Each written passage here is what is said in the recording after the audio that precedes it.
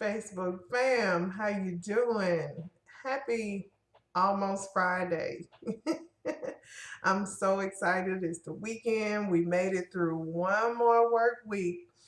And I am here to talk to you a little bit about some job related information. So, we've discussed quite a bit. We've discussed two objectives that keep us going every day, keeping our current lifestyle going, and as well looking forward to building our future lifestyle. We've also talked about four challenges that can hinder us from reaching our future goals, which include inflation and debt and taxes, and as well big business. Now, we're going to tie some of those challenges into solutions.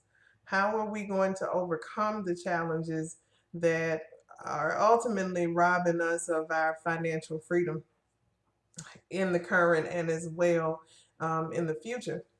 And one solution that we're going to talk about today is making sure that we're paying what we should for taxes. And what I mean by that is we've all filed our tax returns by now, I'm sure. I hope we all have.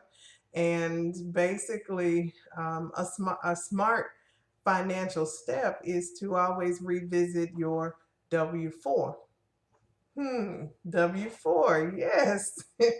The thing you filled out when you first started working for whatever company you started working for. If you are considered an employee, then you had a W 4.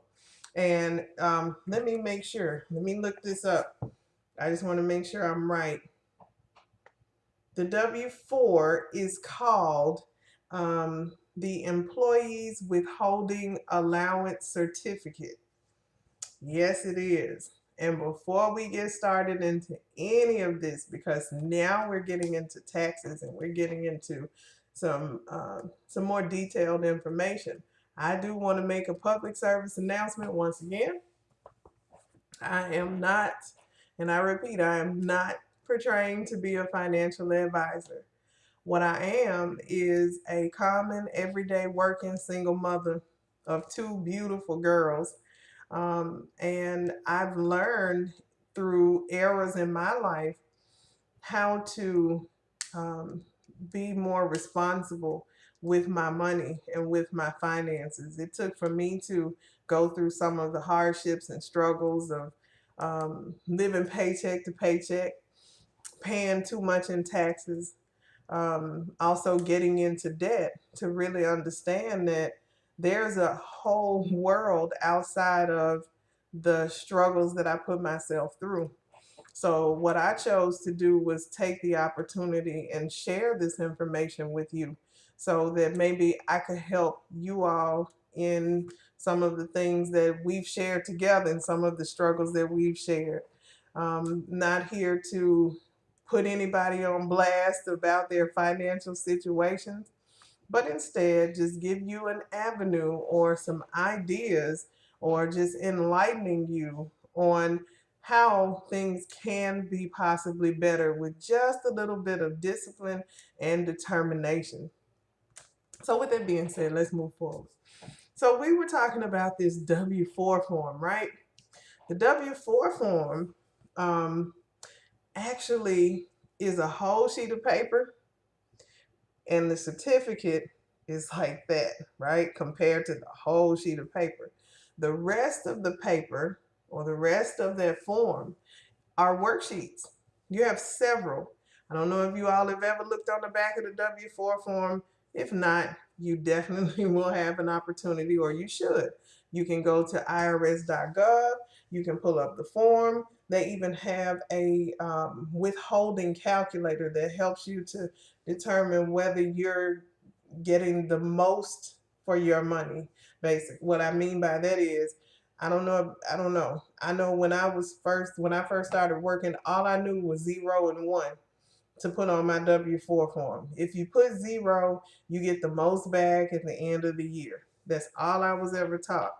Not being taught that if you put the right amount of allowances, then your paycheck will be deducted in a more balanced manner. So you'll have more of your money in every paycheck versus letting the government hold it until the end of the year. And then you know what they're doing, they're investing it, they're taking their money and they're making money off of your money, and you don't see any of the money that they made as profit. So, with that being said, you don't want to have too much withheld because that means you're going to overpay in taxes when you could have been using that money instead to pay off debts or just to live, to survive. So instead of you taking out a credit card because you were maybe $200 or $400 short a month and being able to maintain, then you're going to have that money clear and free because it's yours that you earn. I'm not saying that everybody would get $200 to $400 back, but just based on some previous testimonies and also my own testimony. So, with that being said, it's important that we visit our W-4. Not sure of what's on it? There's a personal allowances worksheet. There's also a deductions and itemization worksheet. Let me make sure. Hold on. Let me look this up. See, I don't know everything, but I do know some things. Personal allowances worksheet and deductions and adjustments worksheet. Sorry about that. And also the two earners and multiple jobs worksheet. Did you know that when you get married, you should revisit your W-4? Did you know that if you work more than one job, you should revisit your W-4? Those are things that I'm learning just as well. So it's beautiful for me to be able to share this information with you. I don't know. Have you ever looked on the back of a W-4 form?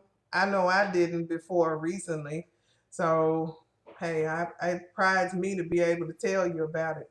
If you're not sure of whether you need to revisit your W-4 form or not, get at me. I'll be more than happy to help you with that information. But moving forward, so we know that um, if we free up some of our paycheck from taxes, then, and you can see an immediate increase. I do say that the next pay period after you change your W-4 information, then if you can free up some of that money, you can actually get yourself out of debt. You can take that money and put it towards your debts. Another thing is if you can free up some of that money and get yourself out of debt, then you can invest. You can take that extra money and invest and actually have your money making money for you. I think that's really important. I was listening to one of my mentors, Brian Bean, and he basically was saying how instead of you investing in the branded companies, I'm not going to mention names, but we have so many branded companies. Why don't you invest in um, the things that they're investing in? That makes sense, right? I mean, I think that what they're investing in would be safe. But I'm not going to go into investments right now. I just want to talk to you all a little bit about making sure you're not making sure you understand that those $5,000 to $10,000 income tax returns simply means that you paid too much in taxes. You didn't have that money in your pocket throughout the year, and that's probably one of the reasons why you were struggling, if you were struggling. Now, if you are okay, your finances are set, you're not in debt, you're investing, then hey, you know what? This information, I'm just preaching to the choir. If this is you, I'm sure though you know of someone that may be able to use this information. So pass it along, share it with your friends. Like my page, send your friends to my page, Lioness Wealth Therapy. It's somebody out here. It's way too many statistics that are proven that it's somebody out here that needs financial help. The only way we're going to help ourselves is that we actually take a look at open those books up, take a look at our finances and deal with them. So I'm not going to keep you long. I'm out of here. It's past my bedtime. We'll be talking again about home-based business and how home-based business can help you to reduce your taxes. We talked about the percentages between 10 and 39.6%. Let's see how we can make it towards that 10%. Because right now we're in our 30s.